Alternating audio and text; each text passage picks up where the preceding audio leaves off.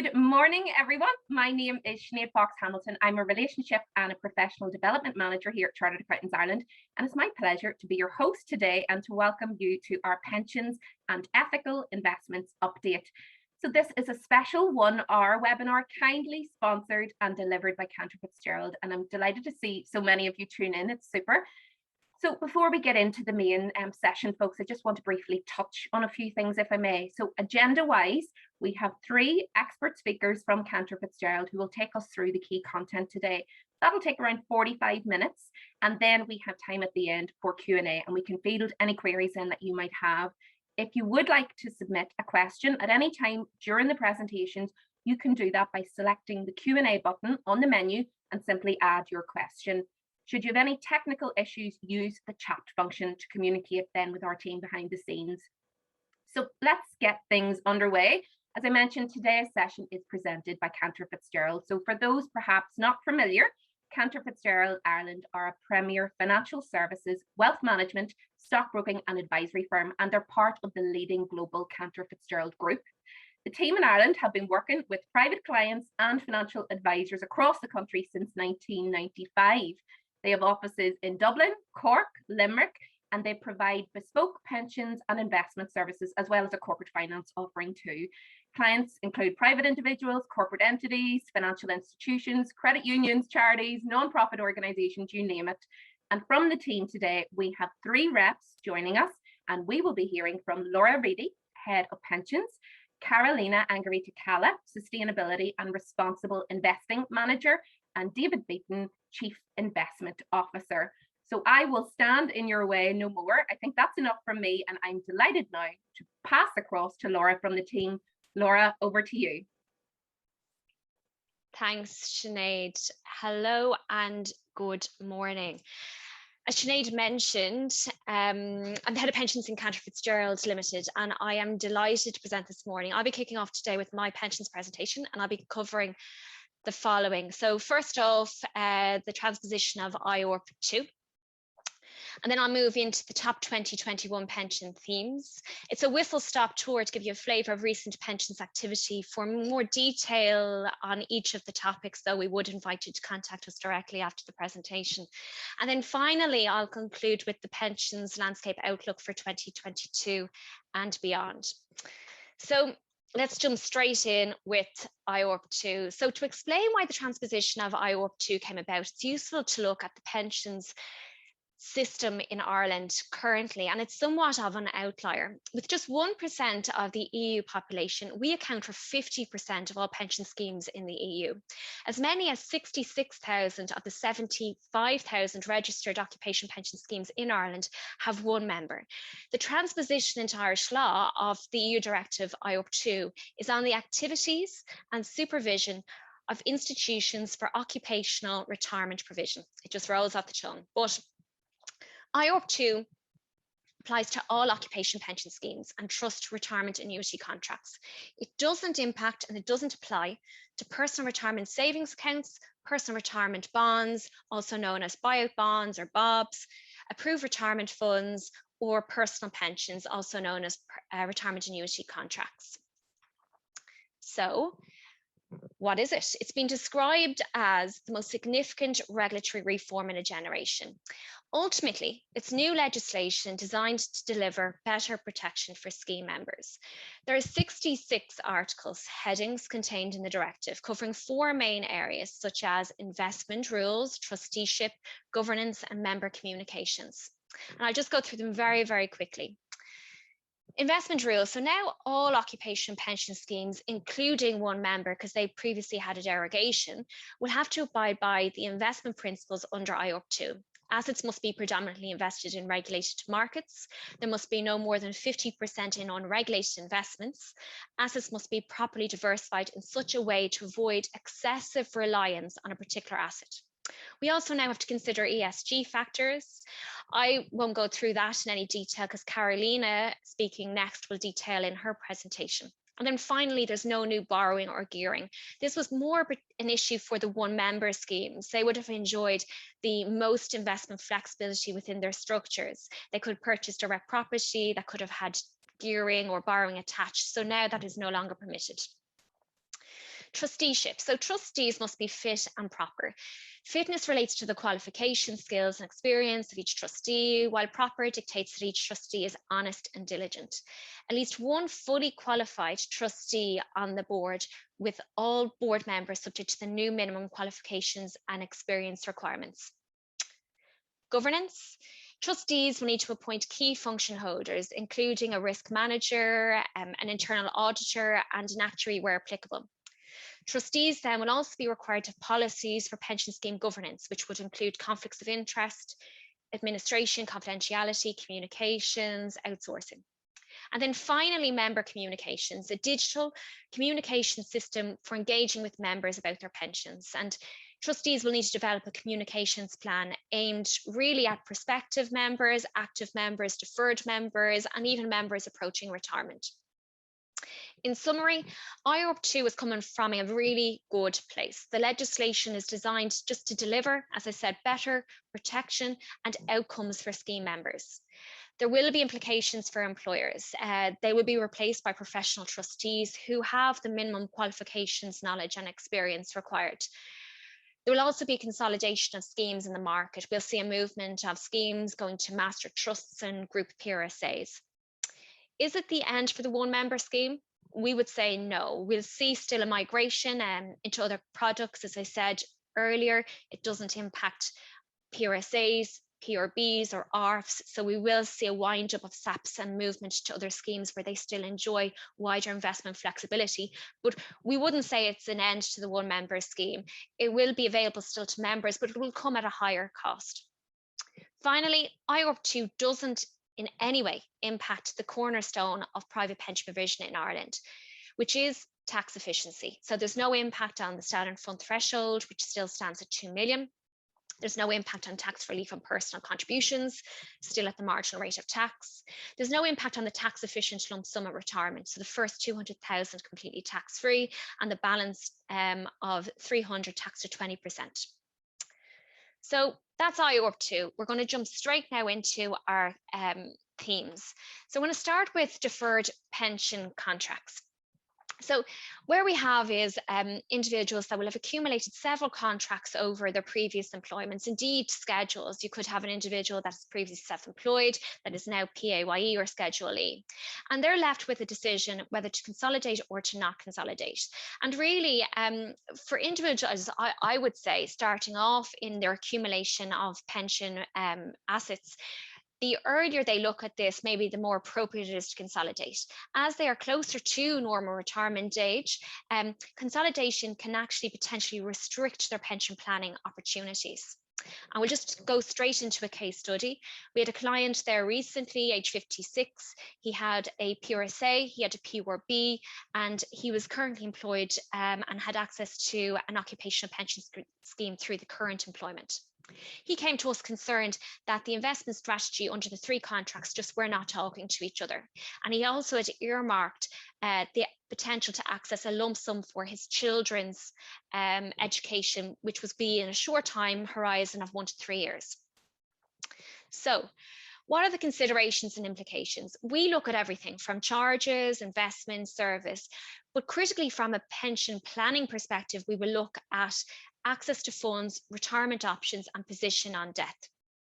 So first on access to there's a pop-up there, access to retirement. So for the PRSA and the PRB, both are accessible from 50 years for this particular client. The client is already 56 and potentially has obviously earmarked this lump sum for the kids' education.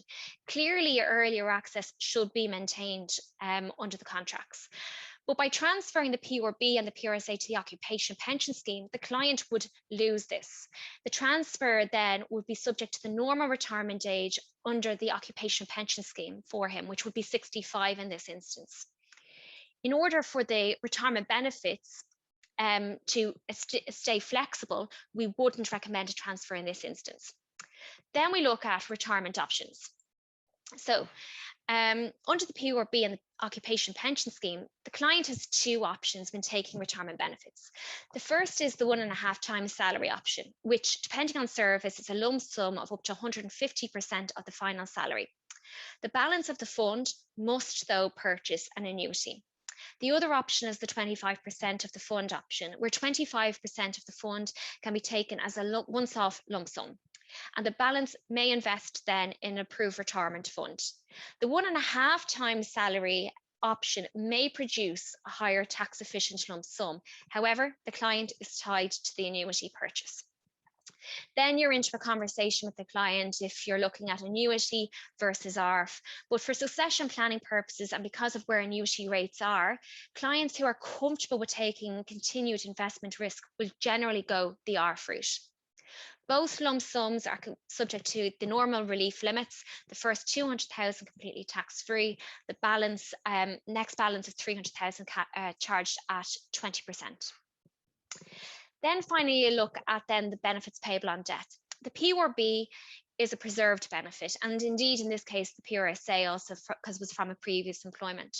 So both are payable on death fully to the estate. The occupation pension scheme, though, is different.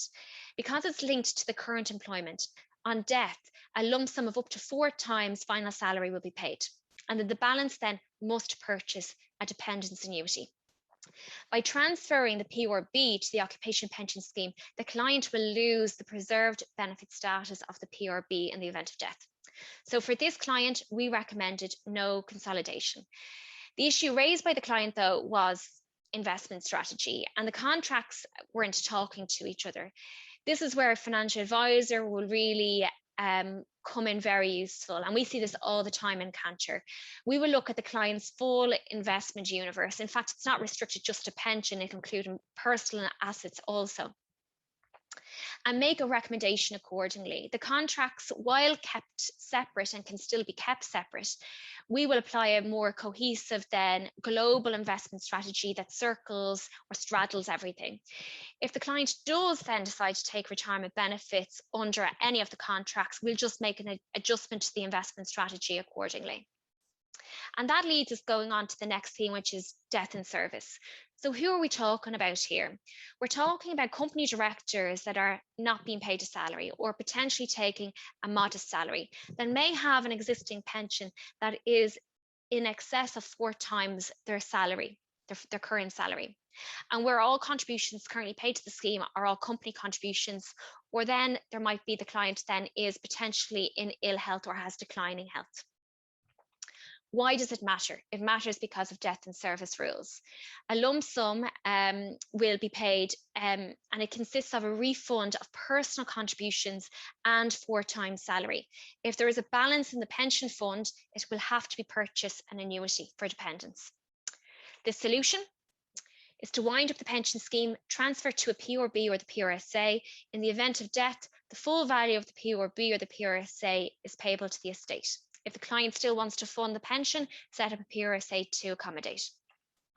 Here's an example. We had a client age 53 who had declining health, very concerned about the position of his pension assets on death. So he was taking a salary of 60,000, current pension value at 700,000. All employer contributions obviously facilitated through the company. On death, as it currently stands, 240,000 were paid as a lump sum, and then the balance then of 460,000 would have to purchase an annuity. So what we did was we wound up the pension scheme, transferred it to a PORB. In the event of death, 100% payable now to the estate. So that's death in service. Maximum funding. So huge activity in this area. We're seeing companies that have surplus cash. And one of the most attractive tax efficient ways for company directors to extract profits from a company and turn them into personal wealth is to transfer the profits into a company pension. We're seeing several, I'd call them sub-themes then within this area of pension planning. We're seeing that clients that previously may have accessed to retirement benefits, but may not have accessed it to the standard fund threshold and basically want to fund again. They can do so either via the same employment or via a new employment. It's up to them, or depending on their circumstances. They may also have clients where they're funding after 70 years. A lot of clients think that this isn't a runner, and that's simply incorrect. They absolutely can fund over 70. Then we have the obvious one where clients then are funding at the point of retirement itself. So they're maximising the fund to accommodate for past service. And if the company has been passed on to the next generation, or there's no real reliable value of the business, how do you fund for your retirement independently? You do that through a pension like this. And then finally, funding before the sale of a company. So we have a recent example. It was a client, age 55. She only had 3 years service from the company, but she was taking a salary of 128,000. Her normal retirement age was 60. She had no retained pension benefits. So based on her age, salary and service, she was able then to have two options put forward to her. She could make an annual contribution of 418,000 from now to age 60, or she could also make a special contribution of 811,000 to fund for past service, and then make an annual reduced contribution of 256,000 from now to 60. She chose the latter. She made her special contribution of 810,000 to the scheme. And then I just mentioned the over 70 issue. This was also a recent case where we had a company established service, long service for the husband and wife, and they were also both taking a salary. A point to note on salary is if they're not taking a salary, service doesn't exist. So they had both, they had salary and they had service. The husband had funded completely to the standard fund threshold, but the wife had no retained pensions in place. So we made a company contribution for her, and she retired straight away. So she had the option, as I previously discussed, 1.5 times salary with the balance to purchase an annuity, or 25% of the fund as a tax efficient lump sum with the balance to invest in an IORP. And she took the latter option. She took her 25% tax-free lump sum and set up an approved retirement fund for the balance of the fund.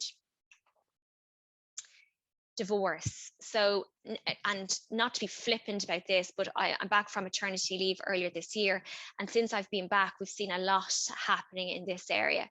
So I mean, 1 hour CPD to hear me tell you that the big things to come out of COVID are babies and divorces. But a pension adjustment order is a court order which orders the administrator of the pension arrangement to pay part of all the members' retirement benefits, where applicable, to another person specified in the pension adjustment order. We refer to them as the non-member. The retirement planning for an individual can be significantly more complex where a pension adjustment order has been granted. It may create a shortfall in retirement funding or either a significant chargeable excess tax liability if not properly managed. Pension benefits cannot be shared without a court order. And a pension adjustment order will specify two things. It'll specify the period over which the benefits will have deemed to accrue, and then the relevant percentage split for those designated benefits. Thereafter, the non-member can decide to have the benefits earmarked or split. And there's several factors that feed into this. First, it's the financial performance of the existing scheme. If the fund performance has been poor, the non-member may decide to do nothing and leave as is. Funding situation, if the DB scheme, again, if the DB scheme is underfunded, again, the non-member may decide to leave the benefits as is and earmarked. But then you also might have a situation where the existing scheme, where the pension adjustment order has been issued, is self-directed or self-administered, and where the member still has control over the investment selection, critically the investment risk of the investments. And that may not match the non-member's attitude to risk. And in that situation, a splitting of benefits might be appropriate. Then I suppose what's relevant is accessing the benefits at retirement. So when, if benefits are earmarked, the non-member can only access benefits when the member decides to access the retirement benefits. If, however, if they're split and transferred to a new contract for the non-member, and they are set up as beneficiary under that new contract, they can generally access benefits from age 50. I'm talking here about the lump sum. So each member and non-member would be entitled to an independent tax efficient lump sum. So the first 200,000 completely tax free and the balance taxed at 20% up to 500,000. And then there's the threshold limits, and this is where it can really go awry. With effect from the 1st of January 2015, chargeable excess tax arising must be apportioned by the administrator, having regard for the terms of the PAO. so that both the member and the non-member share the tax charge. The liability just follows the non-member to wherever they transfer their value to. And in this case, there are some key points to note in respect of a pension adjustment order. I have a recent CET liability here to look at. So just to recap, a CET is the tax liability. It's 40% applicable where the client's accumulated pension benefits exceeds the standard fund threshold of the 2 million. So this case, they divorced 9 years ago, and the member had HSC pension that he accessed at 60, and there was a pension adjustment order over that. So 50% was paid to him and to the non-member. That valued at the time was 704,000. They also took a lump sum of 121,000, again split 50-50, 60,000 each for the member and the non-member. There was a personal pension contract that was also subject to the pension adjustment order. So the non-member took a transfer to a new personal pension contract in her own name. Now you can see there that the value then of that is 604,000. But that represents the non-member's valuation. In actual fact and in reality, that value was 350,000. But we have to calculate the value on the basis that it would have experienced the same investment return as having remained in the member's contract. And it is complicated, it's a complex area. Our client, the member, had experienced growth of about 15% per annum over the period that we had to look at, versus 7.5% growth for the non-member within her contract. So her contract was actually worth 350, but we had to use a valuation of 604,000 to calculate the chargeable excess tax liability. So what this meant was that at some 9 years after divorcing, the non-member is being slapped with a tax bill of 31,668 euros. Crazy. The solution, and the obvious solution, is recognizing that each member as parties to the divorce are entitled to their own 2 million pension threshold and should be taxed accordingly. Clearly, if I give you 1 million, then I should be allowed to accumulate another 1 million. As it stands today, if I give you 1 million of my 2 million, you can accumulate 2 million, but I have no scope to make any further contributions. Nuts. So in the meantime, if you have clients that have already given away some of their pensions or seeking a pension adjustment order, they need to take advice on this area. It's really, really worth it, particularly if they're likely to breach the standard fund threshold. Moving on to UK QROP transfers. So obviously many Irish people over the years emigrated to the UK in search of work and now have returned home. For a lot of people thinking about a transfer of their UK pension benefits back to Ireland, they think of the convenience factor, dealing with an Irish pension provider, or indeed maybe a local financial advisor. But there's generally 3 key areas and benefits for considering a transfer. The first is death benefits. So if you transfer to Ireland, the death benefits payable would be treated as preserved and payable in full to the estate and subject to CAT, obviously in the hands of the beneficiary. Secondly, looking at succession planning, where on your death, your dependents are not living in the UK, leaving your pension there might be more complicated to deal with. So you should really seek tax advice in relation to your own inheritance tax circumstances. But this is obviously a key factor. And then thirdly is the standard fund threshold, obviously currently at 2 million. And the fact that any pension savings accumulated in the UK and later transferred to Ireland do not count towards the standard fund threshold. We look at 2 potential taxes when we're looking at UK QROP transfers. The first is unauthorised payment tax, and that's between 40 to 55% of the value of the fund and can be levied by the HMRC if the policyholder was not resident in the UK in any of the previous 10 tax years, UK tax years. QROP providers in Ireland will not accept pension benefits unless they are full 10 years outside of the UK. And then there's the overseas transfer tax. If the client's intention is to remain resident in Ireland after the transfer takes place, then there is no potential for the overseas transfer tax to be applied. But what I would say, and I'd caveat, is that we just have to watch out for changes in circumstances. Things obviously can change and do change in client circumstances. And if the client doesn't end up staying resident in Ireland, then they're potentially vulnerable to a tax charge. And I'm moving then, I suppose, because of the time of the year, just onto the personal pension contributions. It'd be remiss of me not to mention, some of you, it's your bread and butter, and for others, it's just a recap. But the main point here is to identify what pension contract should be used if you or your clients want to make a pension contribution and backdate it to the 2020 tax year. So it'll be a personal pension or a PRSA contract where the individual is self-employed, where their Schedule D, case 1 or 2. It'll be a personal pension and PRSA if the individual is an employee, but they're not a member of a company pension scheme. If they are a member of a company pension scheme, it's an additional voluntary contribution. It's an AVC that the client will be making. And they'll make that either to the company pension scheme or to a standalone AVC PRSA contract. Obviously, the client is subject to then the age-related limits, subject to a percentage net relevant earnings, subject to the earnings cap still at 115,000. Just got a very, very simple example here. Barry 2020 final tax liability is 22,000. Preliminary tax already paid for 2020 was 15,000. So 7,000 is due to revenue. 2021 preliminary tax due is 22,000, but that's based on 100% of the 2020 liability.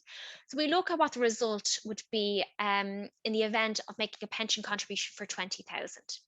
The result is the actual tax bill for 2020 is 14,000. So preliminary tax was already paid of 15,000. So a refund is due now of €1,000 from revenue. As the client is basing the amount of their 2021 preliminary tax on 100% of the 2020 liability, the payment is also reduced by the 8,000. Therefore, the total payment revenue is 13,000 for the final 2020 liability and then the preliminary 2021. And that's compared to 29,000 before the 20K pension contribution. And then just to also reiterate is that since Barry in this example is self-employed, it would be a personal pension contract or a PRSA contract he's making the contribution to. Looking at a very simple AVC case, client there, pension employment, salary of 80,000, already making a personal contribution to the company pension scheme of 5,000, which is 4,000. Since she's 36, she's entitled to make 20% of the 80% by way of a personal pension contribution, already making 4,000. So has scope to make an additional voluntary contribution of 12,000. Can do that to the main scheme or can make a contribution on a standalone basis to an AVC PRSA. And then finally, I've included dual incomes because this all gets asked a lot. So you have an individual that has employment income of 80,000, making a personal contribution already to the company pension scheme of 5%, which is 4,000, but also in receipt of self-employed income. So you use the pensionable employment salary first. As in this case, the person is age 45, they can contribute 25% of 80,000, which is 20,000. They're already making a pension contribution of 4, so a scope to make an AVC to the scheme of 16,000. Then you look at the self-employed income. So it's 115,000 less already used 80,000 within the pensionable employment. That leaves 35,000 in the self-employed capacity. 25% of 35 is 8,750, and then they can make a personal pension contribution or a PRSA contribution in respect of that amount. Use the pension employment first. That's the issue here.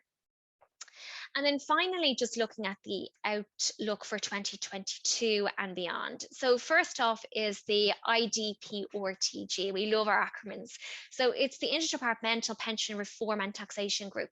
So this group put together proposals at simplifying and harmonizing the supplementary pensions landscape.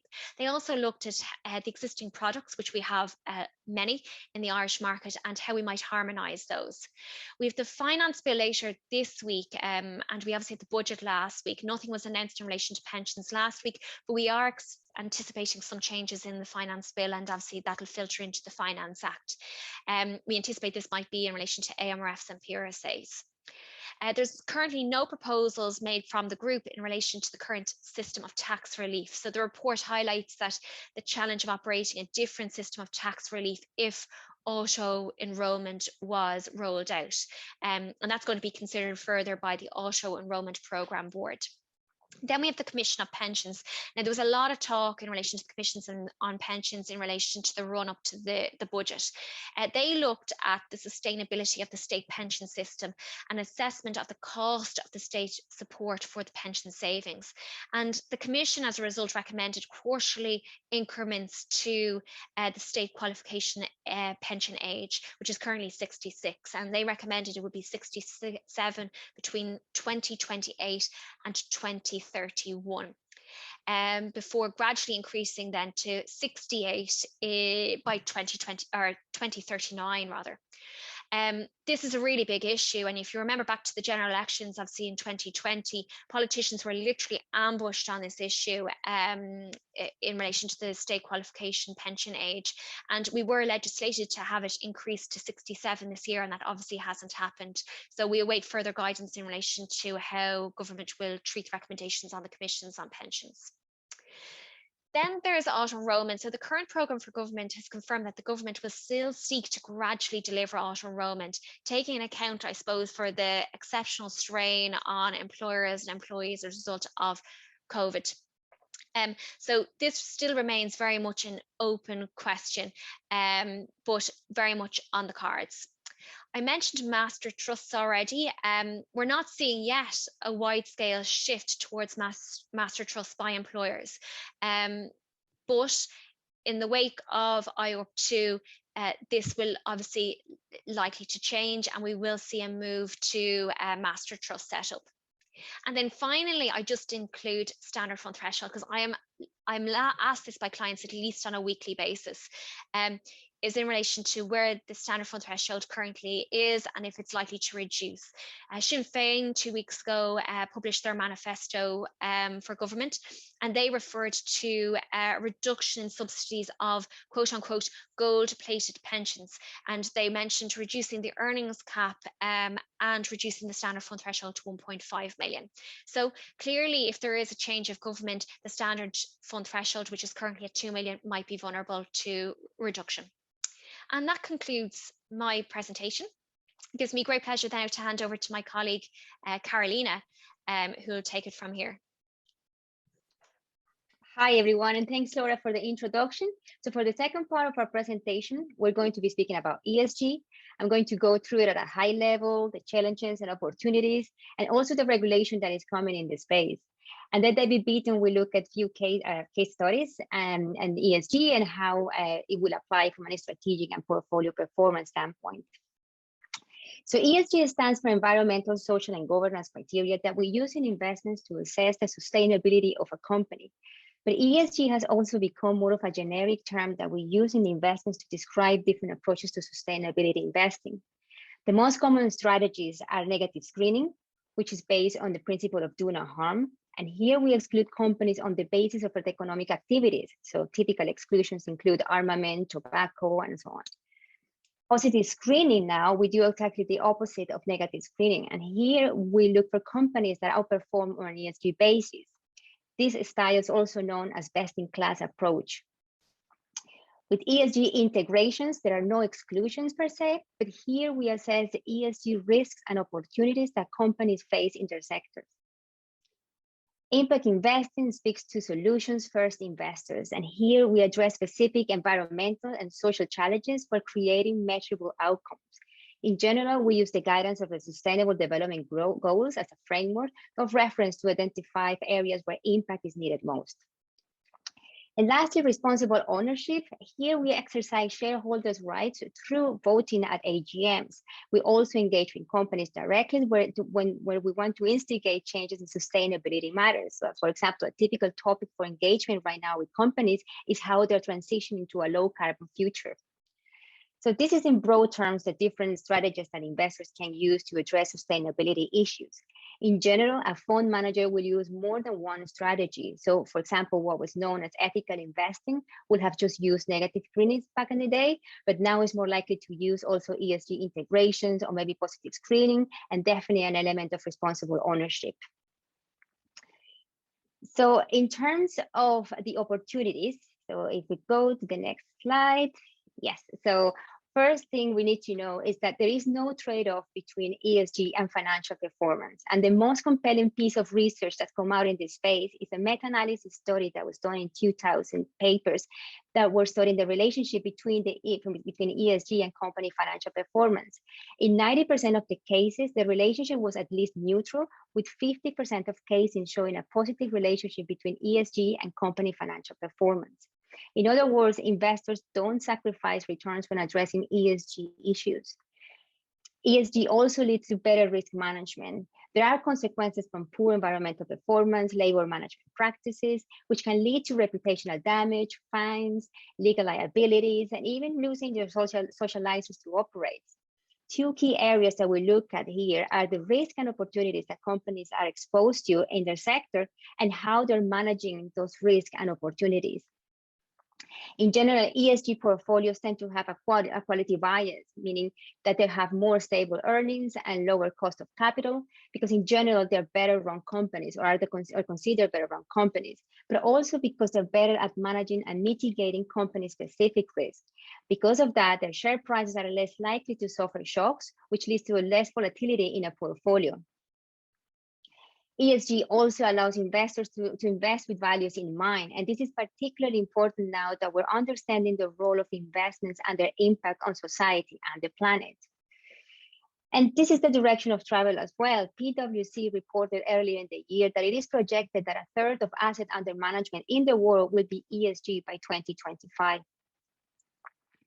Now, in terms of challenges, one of the biggest challenges that we have at the moment is data availability.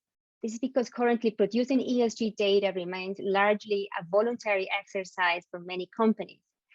There's also a lack of standardization, so meaning that companies are reporting in their own metrics, which makes it very difficult to compare. There's also a lack of transparency. Up until recently, an ESG product could be sold to you without any form of scrutiny as to how the stock selection was actually conducive to ESG objectives. Another challenge which has led to central banks taking an active role in ESG is the realization that ESG issues can not only have a material impact on financial performance of companies, but also the stability of the financial system as a whole. But how can ESG impact the stability of the financial system? Well, this is because of negative externalities as a source of market failure. And what do we mean by this? These are the hidden costs to society and the planet associated from unsustainable business practices. These costs are yet to be reflected on companies' income statements.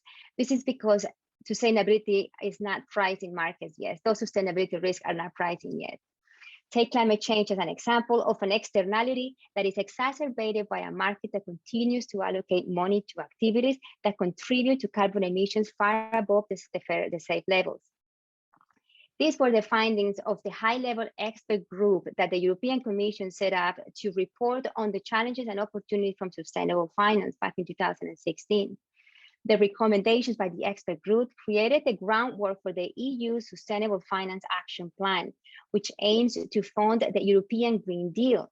The European Green Deal aims to mobilize at least €1 trillion in sustainable investment in the next decade. So let's have a quick look at the EU Sustainable Finance Action Plan and what the objectives are. The plan aims to reorient capital flow towards sustainable investment. So in other words, to increase the pot of money that is going into ESG investing. It plans to manage as well better financial risks stemming from climate change, resource depletion, environmental degradation, and social issues, and also to foster transparency and long-termism in financial and economic activities. But before the Commission can achieve these objectives, it needs to be able to identify what a sustainable business activity is. And that's where regulation comes into play. The Sustainable Finance Action Plan is the most comprehensive set of regulations on ESG that there is at the moment. So one of the most relevant regulations we have at the moment in the financial sector is the Sustainable Finance Disclosure Regulation, or SFDR for short. SFDR is part of the suite of regulations aimed at funding capital into sustainable investment while improving the disclosure and comparability of ESG data. The regulation introduced the concept of double materiality, which is explained in the chart that we have here on the slide. So up until now, we have focused on financial materiality of how climate change could impact the financial performance of a company. With double materiality, we want to look at the other side of the coin and understand how the company's activities can impact sustainability factors like climate change. So SFDR aims at improving disclosure in those areas at both entity and product level.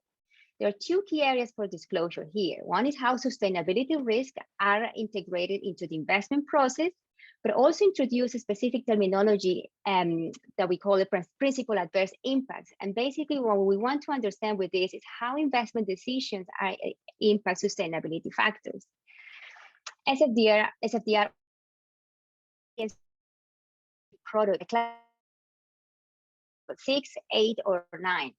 So Article 8 or 9 products are ESG products and are subject to periodic disclosure. They need to basically report on how they are achieving their ESG objectives. The disclosure element of Article 8 and 9 is supported by the EU taxonomy regulation, which defines criteria based on science or what can be considered a sustainable economic activity, and will be outlined in the regulatory technical standards, which are expected to be adopted on the 1st of July next year. And that should complete implementation of SFDR, which started in 10th of March this year. Overall, the key objective of SFDR is to eliminate greenwashing or the misleading claims about the green credentials of companies or a product. And finally, just to conclude the presentation, the main takeaway of this presentation is that there is no trade-off between ESG and financial performance. This is where investment acumen comes into play, where an investment professional will build a portfolio that balances risk and returns with ESG goals while achieving competitive market returns. Another key takeaway is that there is a race underway to understand the pricing of sustainability risk, because at the moment, this is not priced in markets. But once they are, assets will be revalued quickly, which can create serious instability in financial markets. Sustainability is also a major investment opportunity. The investment needs for the energy transition is of about $90 trillion in sustainable investment in the next decade. This is also important to understand in the context of the political will that there is at the moment, especially in the EU, where it's very strong, but also other places in the world where an increasing number of governments are setting net zero carbon and net zero targets. In Ireland, for example, we have a target enshrined in law to reduce carbon emissions by 51% by the end of the decade, and then achieve net zero by 2050.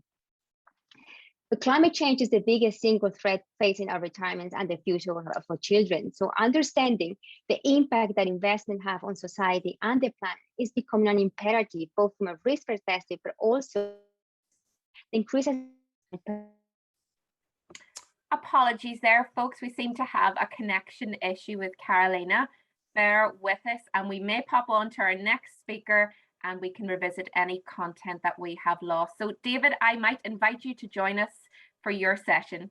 Thank you, Sinead, and good morning, everybody. It's still morning, just about. The gremlins obviously got Carolina, but she got through pretty much all her presentations. So I'm going to be pretty brief with mine, because I'm conscious that we need time for questions and answers. So anything I cover, if there's any questions you have, you can put them in on the Q&A, or I'll be giving all our contact details now in a moment when I'm finished. As Sinead said at the intro, I'm the Chief Investment Officer within Cantor Fitzgerald, but as part of my kind of day-to-day job, I'm responsible for the management of bespoke discretionary portfolios, which we manage for a vast range of clients.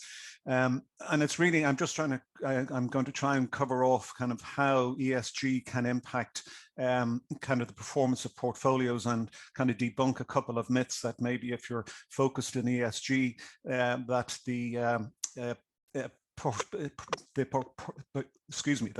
performance of your portfolio may be damaged. Sorry, if you can just go back up to the previous slide very quickly, Laura. Just from our perspective in managing bespoke portfolios, how do we actually devise a portfolio? How do we establish the areas that we believe are beneficial and offer the best returns for investors? And very, very quickly, it's basically a three-pillar process. We look at the overall macro situation in relation to interest rates, inflation, which clearly is very topical at the moment, global growth dynamics, foreign exchange, and that feeds into the analysis of what areas and sectors of the market potentially will be beneficiaries of the macroeconomic scenario or which may underperform. That then brings us into a valuation analysis of the underlying sectors and asset classes to determine which sectors represent and offer the best opportunities for clients going forward. And then finally, as part of the three-pillar process, we use technical analysis. It's more a confirmatory analysis of our previous two evaluations to determine whether our expected views on stocks may already have been priced into the underlying price of the stock, at which stage we will then maybe evaluate deferral of an investment. But that's just a whistle-stop tour of how we actually come to kind of assess what's needed in constructing a portfolio for a client. I suppose ESG investing, I've been in this business since 1985 and started managing portfolios back in 2000 on a discretionary basis. And really back in 2000, as Carolina alluded to earlier on, there was very much just an ethical focus. It was a very black and white type of situation where it was very much exclusion based. So a lot of the not-for-profit organizations that we would manage monies for didn't want any exposure to tobacco, gaming, armaments, animal testing, to name but a few. And even back then, oil and gas wasn't considered to be kind of a dirty industry. It was generating very strong returns, both in capital and dividends. But it was only after the BP's Gulf of Mexico disaster in 2010 that it really came into focus, given the environmental impact that that disaster had. So as I say, ESG and SRI investing, they cover so many different areas now, and it's no longer the perceived black and white process that was once associated with the ethical investment kind of approach. So the process for the selection of investments that can be considered for ESG or SRI inclusion, it's now much more detailed. You know, if you look at the various letters of the ESG kind of acronym, you know, on the environmental side, you have climate change, moving to carbon neutral. A lot of companies are promising a lot in relation to lowering their carbon emissions, but the acid test is, can they deliver it? And as Royal Dutch Shell found out recently, the Dutch court didn't believe their assessment that they could be more carbon neutral by 2050. So there's a significant focus on that. You also have the social impact and responsibility on companies in relation to customers and communities, employment diversity, etc. And then on the governance side, you have kind of the issues of board diversity, corporate transparency, any political interference. So there's an awful lot that has to be considered now in relation to what investments can be strictly classified as ESG. Just on performance, and there has been a kind of a feeling out there that, well, if I go the ESG route, if I go the SRI route from an investment perspective, I'm actually going to be forsaking performance because they're new industries, they're a lot of capital intensity at the outset. But I'm just highlighting a couple of examples here to demonstrate that that isn't necessarily the case. Vestas Wind System, one of the largest wind turbine manufacturers out of Denmark, that's the blue line there. I've compared it to the performance of Royal Dutch Shell and BP going back over 5 years, and you can clearly see the outperformance of Vestas. If you move on to the next slide, something very simple like Tesla, the biggest manufacturer of electronic vehicles. Compare it to Volkswagen, which obviously had its own ESG issues a number of years ago with the emission scandal. Significant outperformance by Tesla against Volkswagen, and indeed, if I included the likes of BMW or Daimler in that chart, it would show the same. Now, you're probably sitting there and thinking, well, he's picked two very simple examples to try and highlight the outperformance of ESG against kind of what we'd call, say, standard or traditional companies in those areas. But this one I think is probably more telling. The blue line here is the MSCI World SRI Net Return Index compared to the MSCI World Index, both based in euro terms. And you can clearly see that on a broad-based basis, the SRI index has significantly outperformed the MSCI World Index over the last 5 years as well. So it's not just a stock-specific thing, it's a broader sector area issue that ESG can contribute and does not disadvantage the potential return in your portfolios. Just looking at a broader based and a very ethically focused fund, the Green Effects Fund, which Cantor market the performance, and this is a fund of 30 stocks focused on ESG from which includes wind, water, recycling, etc. You can see the performance track record over the last 1, 3, and 5 years, comfortably ahead of the broader indices as represented for the broader stock markets. So how does one invest in kind of ESG or SRI focused investments? You can go the direct equity route. I've just highlighted 4 here. I mentioned Vestas and Tesla earlier on. You also have the likes of Greencoat Renewables, which is an Irish-based wind management and wind energy producer. Siemens Gamesa Renewables out of Madrid, which is part owned by the big engineering and industrial group Siemens. You can then look at kind of actively managed funds, Triple Point Social Housing in the UK, which is obviously what it says on the tin, a social housing project fund, which is focused on the kind of societal benefits of SRI and ESG investing. Bluefield Solar in the solar area, and for a broader based exposure in Europe, the Acquia European Renewables Income Fund. Then there are more general funds, the typical exchange traded funds, and you can get ESG focused or SRI focused ETFs focusing on global, US, European markets, and also as well on the European corporate bond market, where more and more companies are issuing green bonds to meet the ESG credentials. But again, as Carolina said, one needs to be careful about potential greenwashing of these bonds. They're sold potentially as green bonds, but you've got to look under the bonnet to see how ESG compatible the underlying issuer is. And then you have thematic funds in the areas of low carbon ecology, or with an emerging market focus as well. So finally, from me, just highlighting, I suppose Cantor has over 20 years experience in managing ESG mandates. We managed 1 billion of assets for a variety of not-for-profit religious organizations and others with an ESG focus. We've also experienced strong inflows into our bespoke portfolios from clients looking for an ESG focus. Also, our corporate finance department over the years has raised over 500 million for ESG projects, be it offshore wind, onshore wind, solar. So we have a very strong track record in the area of ESG, which has now been augmented by Carolina and her team on the rigorous focusing on it. And despite the rigors imposed by ESG requirements, there are multiple ESG suitable investments available, as I highlighted previously in the previous slide. The range of ESG investments and SRI investments is only going to increase in the future, as Carolina highlighted in one of her slides. The commitment by governments on fiscal spending, a higher percentage of that is being focused on particularly climate change and reducing carbon emissions.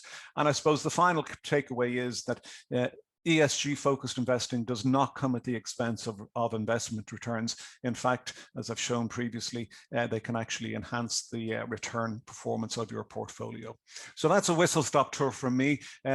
Our contact details are all here on the slide for myself, Carolina, and Laura. So if you have any follow-up queries or questions in our respective areas, feel free to drop us a mail, and we'll gladly look after any queries or questions you have. So at this stage, I'm going to hand it back to Sinead for the question and answer session. I hope we've left enough time for it. Thank you so much, David. So much ground covered today, and thanks also to your colleagues, Laura and Carolina. We have lots of questions coming through, and I am conscious of time, but I think we will give 10 minutes because after all that ground covered, it's only fair that we give attention to the questions coming through. So perhaps if I kick off, I'll invite everybody on screen, and I have a question there. I'll stay with you, David, in the first instance. So in relation then to alternative energy investments, what are the current specific catalysts for the sector from an investor's perspective? Well, thanks, Sinead. Well, as I mentioned at the tail end there, the focus for governments in particular is on climate change and on the reduction of carbon emissions. We've seen the EU launch their 850 billion stimulus program back in April, and a third of that is going to be focused on spending on ESG investment. We have President Biden, who's particularly focused on that area of kind of greener growth within the US, moving away from the previous president's kind of desire to regenerate coal production and all the dirty energy fuels. So there's a commitment now amongst a number of governments. It is questionable whether, and there's a lot of talk about kind of they say a lot but aren't delivering. And I suppose the COP26 conference coming up in Glasgow at the end of this month, that runs until the middle of November, I think it's going to put a lot of pressure on governments to commit to meeting their carbon emissions forecasts. So I think that is the significant driver of growth within the renewable and ESG space. And David, while I have you talking there, a follow-up, do you have any views on interest rate going up in Europe at any stage soon? Oh, well, interest rates in Europe at the moment aren't penciled to be increased probably until 2020, end of 2023, early 2024. Now, clearly the dynamic of that narrative has changed in the last number of months as we've seen a significant increase in inflation. The ECB are still in the middle of their significant asset purchase program. The emergency part of that, which they introduced for the pandemic, isn't due to expire until March of next year, but their underlying asset purchase program is still expected to continue until at least the end of next year. Now, I think there is a feeling amongst the ECB Governing Council that this move in inflation is transitory. Central banks have been saying that consistently. They are being tested on that now, given the way that inflation has gone up. So I think from initially expecting interest rates not to move in Europe until probably late 2023, the timing of that may be brought forward somewhat, but I wouldn't expect any increase in rates probably in 2022, early 2023, possibly the first move in European rates, but probably an increase in UK interest rates within the next quarter. Super, thanks for that, David. Laura, I'm going to come to you next. You covered a lot of content, so we've several questions in, so we'll make it a quick fire round. Okay. First one coming in. Laura, if I retire my PRB from age 50, can I still contribute to another scheme? Yes, you can, absolutely. There's no issue with that.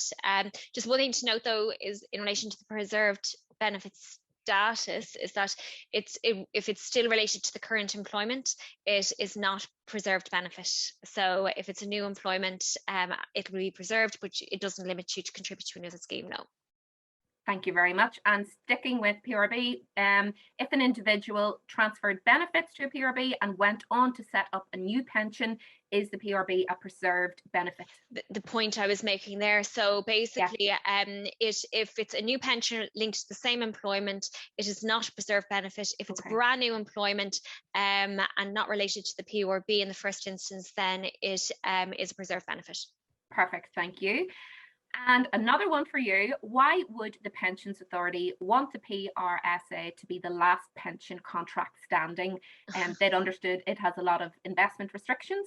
Yeah, well, it does in comparison to the other, I suppose, other products in the Irish market. But I suppose where the PRSA is, it is definitely the most regulated pension product in the Irish market. It's fully set out in terms of charges and what would be permitted investments, and it's all very clearly under statute. With relation to the Commission on Pensions, it is very much a case where other products will become redundant, and the PRSA will be altered to potentially be the go-to product. It'll have to be amended for funding purposes and all of that, but it is very regulated, and that holds comfort with the Pensions Authority because they are obviously the regulatory body in place. Super, thank you for that, Laura. Carolina, I'm going to jump to you. Why is SFDR being introduced when there's obviously still a problem with data availability? Yeah, Sinead, that's a very good point. And it's one that's been argued a lot, and in particular asset managers who will be required to report data that the companies are not producing yet. Just let me know if my connection is dodgy again, because then I'll turn off my video. No, you are good. Thank you. Okay, thank you. But in reality, it really was a threat of greenwashing that was almost getting out of hand in the market that is growing at an exponential rate in recent years. And the proof is that for the first time, the number of ESG funds in Europe has been outnumbered by the number of ESG funds in the US, because of the number of products that currently in the EU are being stripped off of that ESG denomination in anticipation of SFDR. So that really, you can see that SFDR really is doing what it's meant to be doing, and the market is weeding out the greenwashing that we have. So it was a matter of greenwashing more than anything else to be able to control that. And thinking ahead to next year, Carolina, what are the main changes expected in terms of ESG regulation, would you say? So I would probably group them in two. So I would think of first the technical standards, and then the other group will be sort of changes that are happening in the directives to include sustainability factors.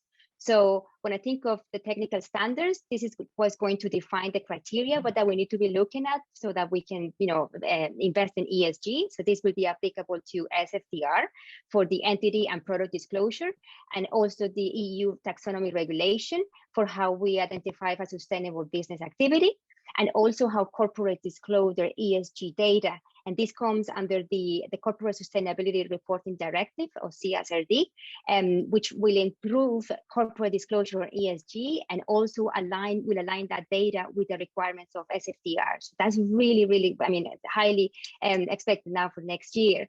And then in terms of amendments to directives, I think probably the one I will highlight the most is the amendments to MiFID II in relation to suitability assessment.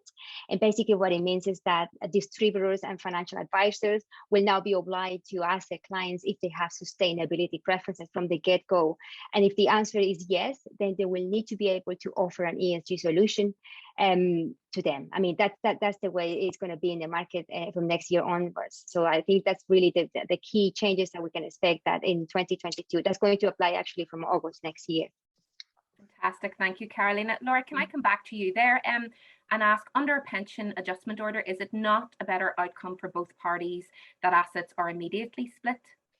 Generally, it would be, but as I gave two examples there in the presentation, if performance is really poor on the scheme, and that can happen, it may not be a good idea now to split the pension benefits, but it can be split at any stage.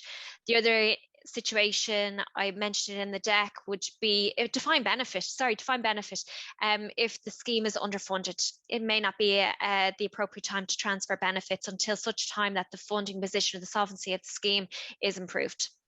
Thank you. And I'll also ask, will the government need the approval of employers to implement auto-enrolment? Well, this is a really interesting one. So if it is improved, no, they will have to, and there'll obviously be a consultation process in relation to this, but no, the Strawman consultation paper, it's set out really where employers are going to be involved in it. The only exception really is if the employer currently has a pension scheme in place already for staff. That's an exclusion. So if you're trying to prepare anything now as an employer, put a pension scheme in place and meet those criteria now. There's definitely more to still come out in relation to auto-enrollment, and I said there it's a bit of an open question, but that's something that employers should do anyway. Super, thank you. I have two more. I think they could be quick ones. So I'll put this maybe even to David or Laura there. Are Cantor still positive on the tech sector given its massive run over the last 2 years? I'll take that if you don't mind, Laura. Yes, short answer, yes. Tech clearly was the beneficiary of the lockdown, the work at home environment, the stay at home environment, the technology, even using Zoom today to facilitate the number of participants that we've had to be able to connect like this. Nothing fundamentally is going to change in the dynamics of a lot of these companies over the course of the coming quarters and years, maybe on the connectivity side like Zoom or whatever, as people hopefully get back to normality with back to work and face-to-face meetings. But if you look at the broader tech sector, the likes of the Microsofts, the Apples, the PayPals of this world, the Amazons, they are structural leaders and winners in their areas. They are financially exceptionally strong. They're not under the same cost input pressure as manufacturing industries are, and those areas are just going to continue to grow stronger. So yes, we are still positive. Thank you, David. And very lastly, I'll come to you, Carolina. Are there any Irish equities that particularly tick the box from a long-term ESG perspective? I mean, it depends on how you're looking at the ESG for a specific company. It is, I mean, if I want to pick a topic, I will go, for example, with Smurfit Kappa, for example, because of the role that they have in plastic, in replacing plastic with carton or paper, basically, based packaging. So that would be a strong topic from an environmental perspective. But then you have to look at social issues as well, governance issues as well, how those companies are run, the labor management issues as well. So, you know, it's a very sort of comprehensive set of issues that we need to look in on. So, yeah, it depends also depends the objectives of the fund as well in your investing. Absolutely, yes. It's not a simple answer on that one. I fully appreciate. Well, folks, look, in the interest of time, that is a wrap in terms of today's event. Thank you again to Cantor Fitzgerald for sponsoring and delivering today's session, and to the fantastic speakers, I'm sure you'll agree. So thank you, Laura, Carolina and David. Pleasure. Lots of expertise and insight shared. Hugely valuable session for the members, and we really appreciate your partnership today. Thank you also, I should say, to those involved behind the scenes, and including Chris from the Institute team, who is in the wings looking after us from the tech point of view. Thank you all for joining us. I hope you enjoyed the session, got a lot from it, and I hope we can continue to welcome you to Institute events. In that vein, I'll just mention briefly, the full programme of CPD activity is available online on our website should you wish to explore other events or training. Our winter programme is very much live. So should you have any further queries, follow on to today's session or any CPD matters, reach out folks at cpd@charteredaccountants.ie, and you also would have had the contact details for the speakers there today, and we'll follow up and share the presentation. That is all from us today. Thank you again, everyone. Have a great afternoon. Take care and bye for now.